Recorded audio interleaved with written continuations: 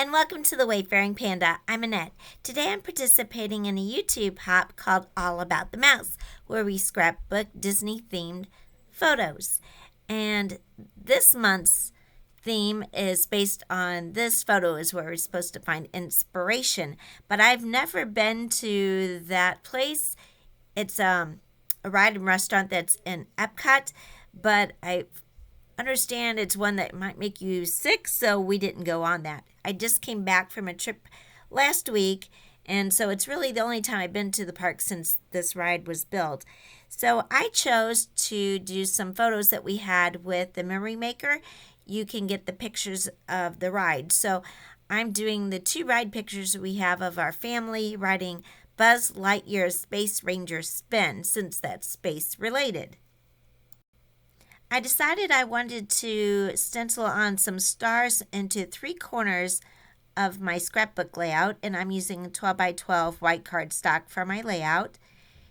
The stencil is from Tim Holtz, and it's called Hocus Pocus, and I chose this one because these type of stars kind of match the paper I'm going to be using from Simple Stories, and that paper also had different colors of stars, turquoise, and it had this darker blue. So I decided to go with the chipped sapphire because that reminds me more of the nighttime sky. And I'm just putting a little bit on it, and I chose the part in the stencil that is more of a cluster of stars, but I'm trying to put the stencil so that it goes differently on each area so it doesn't have like a rectangular look and they don't look exactly the same, so the stars seem more random. I wanted to add some splatters to my stars and also to the fourth corner so it kind of is a little cohesive. I'm going to be putting something else in the bottom corner, so that's why I didn't put the stars. Usually I would use silver or something darker to kind of generate a nighttime sky, but since this is Buzz Lightyear and it's a cartoon, you think of more bright, happy colors. And also the paper I'm using is Simple Stories. It's their Say Cheese Tomorrowland, and it has the kind of cartoony colors that are bright and kind of retro-like. So I thought I would use the Squeeze Lemonade for this instead. And normally I would recommend using a fan brush for splatters, and I had one for quite a while and really liked using it. But it disappeared, and I kept looking for it, and finally I just well, maybe it'll appear when I'm not looking for it, but of course it never did appear. So I'm just using a different brush. I might just have to break down and buy me a new one. So I just have to keep adding lots of water to get it to splatter. I'm using a sketch for my layout from Susan Stringfellow, and I went ahead and cut out all the papers to the sizes that I needed. I'm going around all of them with chipped sapphire. I thought that would kind of give it a little space look and also make everything look cohesive and polished. I think the paper from Simple Stories has been discontinued, but I did see that it is still available. I actually did not buy the collection because I think I got this at a scrapbook store and they didn't have the collection. They just sold everything by the piece. So I bought different pieces based on the photos that I had at the time, so I really didn't get too many Tomorrowland papers because I didn't have many Tomorrowland pictures, although I just went last week and I did take some, although I still don't think I took too many photos of Tomorrowland because really I like to do Carousel Progress, and the People Mover is my favorite, and that's where I usually go once the park is too crowded to go on other rides. That's why I like going on those. But anyway, I knew I didn't have too many photos, so I didn't get much of this paper. But it is still available. I saw at the time of making this video that you can still get the collection, and also you can buy this paper individually. And this paper is double-sided, so you'll see stars and also this orange paper that I'm using. It really came from the same sheet. It's just both sides.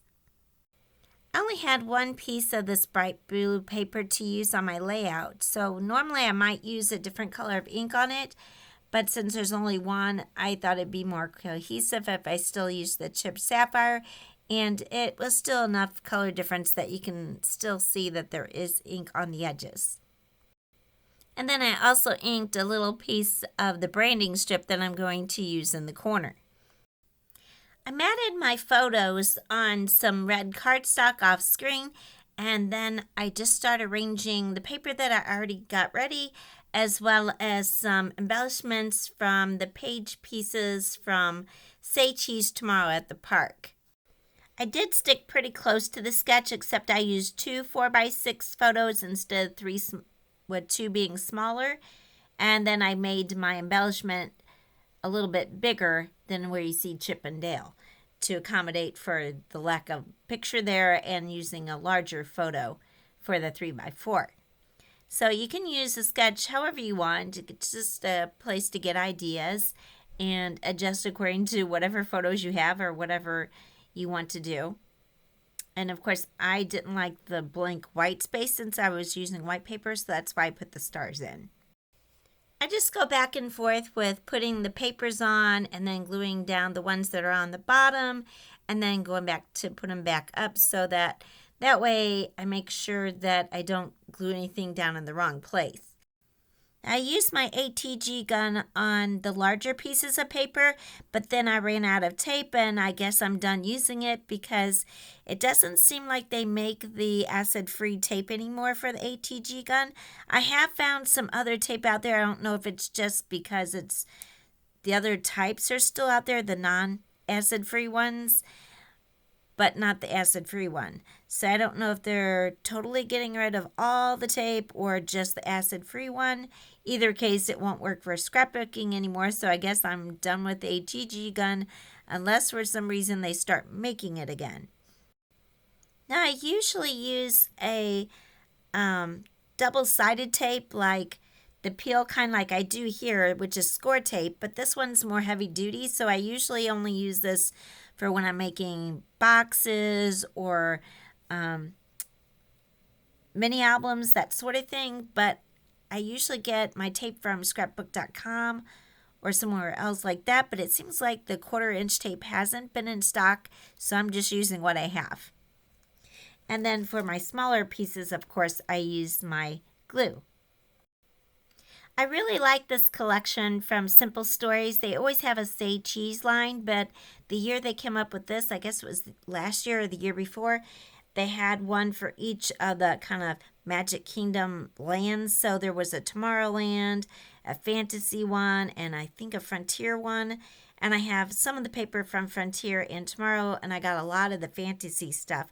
And what I liked about all the collections are they aren't the typical Disney colors that you always see, the red, blue, yellow kind of thing, or black and gold. You always see those. So these are some different colors, especially the Fantasy one. That was a lot of the retro turquoise and pink, which are my favorite combinations because I really like the retro look. So I'm kind of sad that the newer ones went back to using all the colors that you always see because I don't like all of my pages have the same color all the time.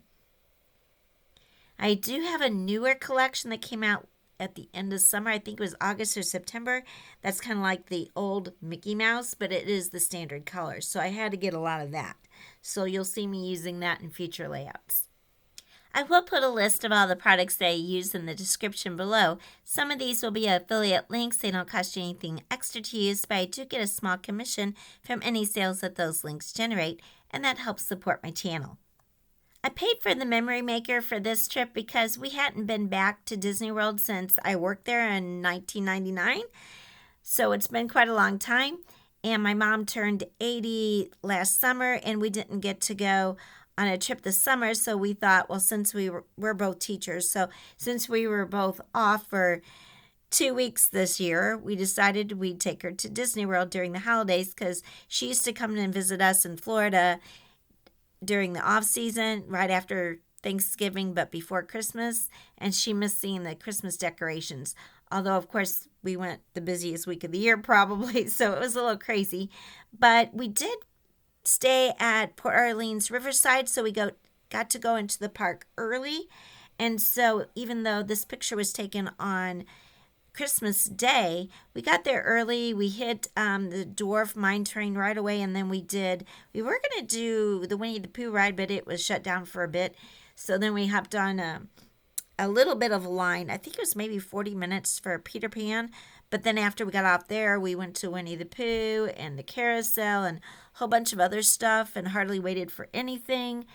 And then by the time we got to Small World, the lines were long. So then we said, okay, forget riding rides. So we went around and got pictures, and we watched the parade and had lunch and things like that. So when I went to Tomorrowland was after we'd done all those things, and it was evening. It was actually time for fireworks. So I knew that was a time to hit the ride. So we did Small World, and then we went over to Tomorrowland and did Buzz Lightyear and the Woodway People Mover and the Carousel Progress, which is always a good thing to do when it's busy because there's no wait and you get to sit down for quite a long time.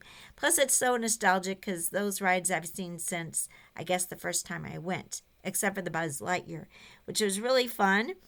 And my sister and I, my mom, all look pretty serious in these pictures, but I think that may be because the ride stopped for quite a long time, although I did rack up some points while we were sitting there waiting for the ride to get going. But even with that, our scores weren't really high. The guy in front of us, I think he'd been on there a long time because he'd call back to us and tell us what we should be shooting at, and his score was like probably 100 times more than what we had. But we had fun. As a final embellishment, I'm using Simple Stories enamel dots from the Say Cheese Tomorrow at the Park collection. And I believe these are also still available. Anyway, I'm mostly using the green, the red, and the gold because those kind of go with the colors I already have here. And I'm using 3 of the black dots in the corner to make a hidden Mickey. I do try to put a hidden Mickey or some type of Mickey on all my Disney layouts. As I mentioned, this is part of a hop, so I'll have a list of all the other participants in the description below. Please hop along and support all the other creators on the hop. There's so many really good creators on this hop that you're sure to get a lot of inspiration and ideas. I know I'm always inspired by what everyone else does and get brand new ideas or challenged to use new products or new techniques that I've never tried before. I want to thank you so much for watching. If you enjoyed the video, please give it a like. And if you're not already a subscriber, I'd really appreciate if you can subscribe to my channel. Thank you and have a wonderful day.